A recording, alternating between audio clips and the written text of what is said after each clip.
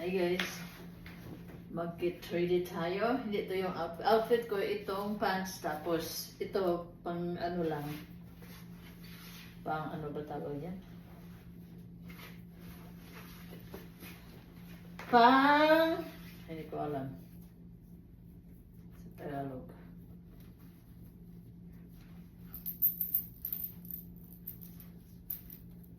Basta, yun na yun. Para pantakip lang muna habang ginagawa ko itong ano ko. Gagamit tayo ng scarf as a top.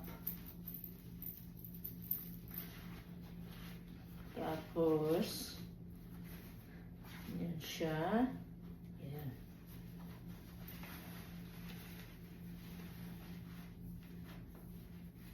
So, ito yung top natin.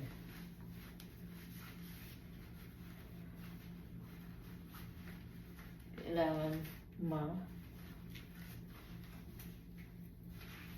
mahigpit para hindi. Yan. Tapos kukunin. Tatanggalin ko muna itong ano, sa likod syempre. Para hindi makita.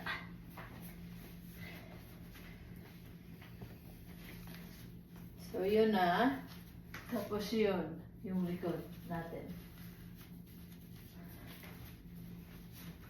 So yun na yun. Top na. Yan na yung outfit na to. Natin. Punta pala ako ng dinner kasi birthday dinner to. Late na lang kasi yung birthday niya last Tuesday or Wednesday ba yun? Yung friend boss ko. So ito na. Yan na siya. Mag-ready na ako sa mukha ko.